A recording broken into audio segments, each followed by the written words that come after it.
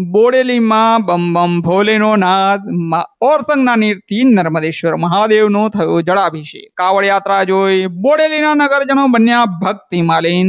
જય હિન્દ, હું છું સંજય સિંહ રાણા। જોડાઈ ચૂક્યા છો આપ ટીમ જાગૃત સાથે। શ્રાવણ મહિનો હોય, વાત છે બોડેલીની, જ્યાં નર્મદેશ્વર મહાદેવ મંદિર બોડેલી નજીકથી વહેતી ઓરસંગ નદીના પવિત્ર જળથી નર્મદેશ્વર મહાદેવનો અભિષેક કરવાની પરંપરા છેલ્લા 3 વર્ષથી બોડેલી નગરમાં ધામધૂમથી ઉજવાઈ રહી છે। આ વર્ષે પણ નાના મોટા ભક્તો, યુવાનો યુવતીઓ સહિત 100 જેટલા શિવ ભક્તો ઓરસંગ માના કાંઠે પહોંચી હાથમાં કાવડ અને કળશમાં માં ઓરસંગ મૈયાનું પવિત્ર જળ લઈને ભક્તો નીકળી પડ્યા કાવડ યાત્રાએ। ઢોકલિયા ઓરસંગ નદીના પટમાંથી શરૂ થયેલી આ કાવડ યાત્રા અલીપુરા 4 રસ્તા થઈ જ્યારે બોડેલી નગરમાં પ્રવેશી ત્યારે આખું નગર હર હર મહાદેવ અને બમ બમ ભોલેના નાદથી ગુંજી ઉઠ્યું હતું। ભક્તોનો ઉત્સાહ જોઈને રસ્તે અવર જવર કરતા લોકો પણ ક્ષણભર માટે શિવ ભક્તિમાં જાણે લીન બની ગયા હતા। આગવી શ્રદ્ધા સાથે કાવડ યાત્રા પટેલ કમ્પાઉન્ડ સ્થિત નર્મદેશ્વર મહાદેવ મંદિરે પહોંચી, જ્યાં ભક્તોએ મહાદેવજીને ઓરસંગના પવિત્ર જળ અર્પણ કરી ધન્યતા અનુભવી હતી અને પ્રસાદી લીધી હતી। છેલ્લા 3 વર્ષથી નીકળતી આ કાવડ યાત્રા હવે બોડેલીની ઓળખ અને આકર્ષણનું મુખ્ય કેન્દ્ર બનતી જાય છે। નમસ્કાર।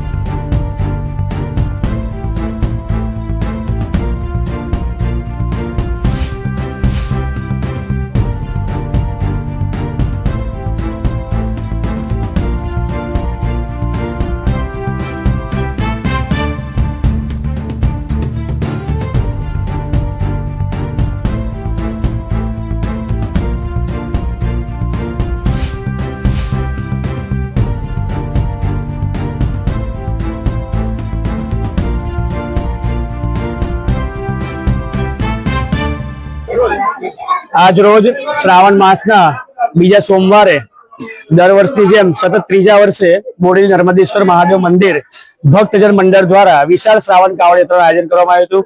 સમગ્ર છોટાઉદેપુર જિલ્લામાં આ એક જ કાવડ યાત્રા એવી હશે કે જે પરંપરાગત પોશાકની અંદર તમે જોઈ શકો એક સરખા ગણવેશમાં જોવા મળે છે શિવ ભક્તો, તેમજ ડીજેના નાલ સાથે તાલ સાથે આ કાવડ યાત્રીઓ ઓરસંગ નદીનું પવિત્ર જળ ભરીને દેવાદેવ મહાદેવનો આજે જળાભિષેક કરશે। આ કાવડ યાત્રામાં એન કેન પ્રકારે મદદ કરી સમગ્ર ગ્રામજન, અમારા મંદિરગણ તેમજ તમામ શિવ ભક્તોને અમે મંદિરે ખૂબ જ આભાર માનીએ છીએ।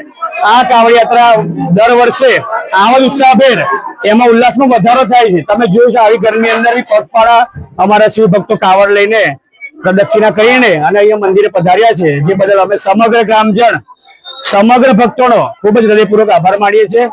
અને ધર્મ જાગૃતિ માટે અમે વારંવાર આવી યાત્રાઓ કરતા રહેશું. બમ બમ બોલે, હર હર મહાદેવ.